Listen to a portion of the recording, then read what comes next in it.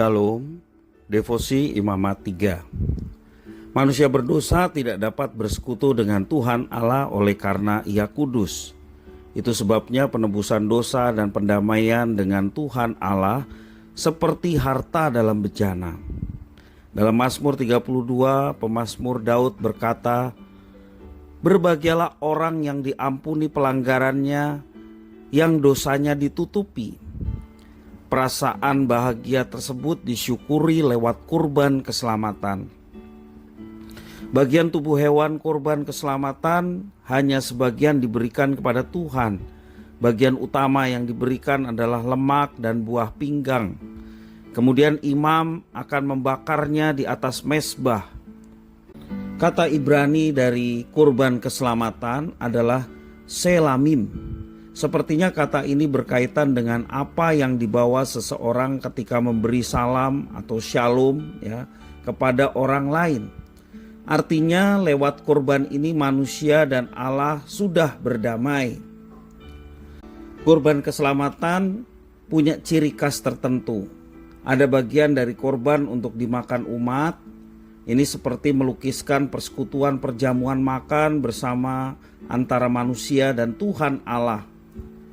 Di dalam bahasa Inggris, korban ini disebut sebagai peace offering atau persembahan damai, atau juga fellowship offering, persembahan persekutuan antara Tuhan Allah dan umatnya. Perdamaian antara manusia berdosa dan Tuhan Allah adalah sebuah hal yang menakjubkan. Umat perlu merayakan dan mensyukurinya lewat kurban keselamatan. Perayaan pendamaian lewat perjamuan makan antara umat bersama dengan Tuhan Allah menunjukkan pentingnya persekutuan dengannya. Sebagai orang Kristen, kebanyakan kita yakin sudah berdamai dengan Tuhan Allah. Akan tetapi itu belum cukup. Ia menginginkan persekutuan melalui Kristus. Ia mau terlibat dalam segala aspek kehidupan kita. Seperti tertulis di dalam Wahyu pasal yang ketiga ayat 20, Tuhan Yesus mengetuk hati umat di Laodikia. Ia meminta umat membuka pintu supaya ia dapat masuk dan makan bersama-sama dengan mereka. Tuhan rindu bergaul bersama dengan kita. Itu terbukti kala ia mengorbankan anaknya yang tunggal. Pertanyaannya adalah, apakah kita juga merindukannya? Sudahkah kita berelasi dengan Tuhan Allah melalui Kristus?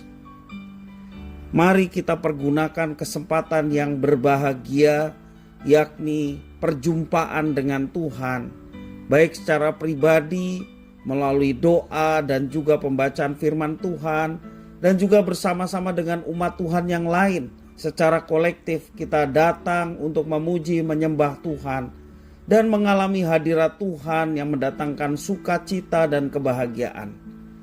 Karena itu kita patut bersyukur oleh karena Kristus yang telah memulihkan hubungan kita sebagai orang berdosa dengan Tuhan Allah yang menciptakan kita.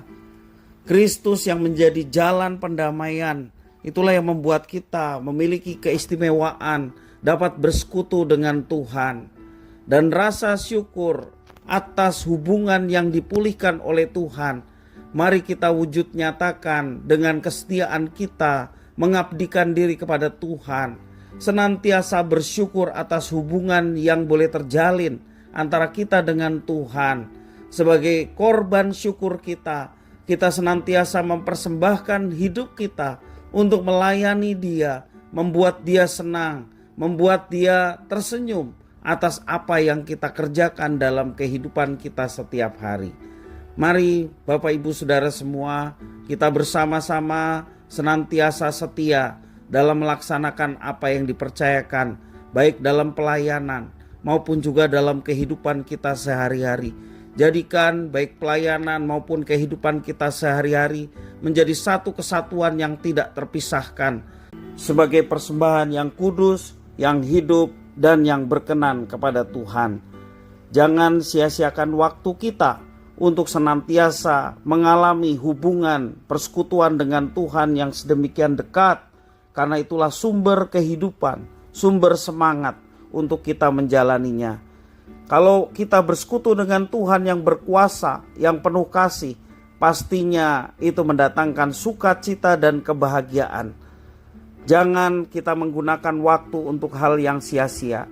Pergunakanlah waktu yang ada untuk senantiasa menjalin hubungan dengan Tuhan dengan melaksanakan firman-Nya setiap hari.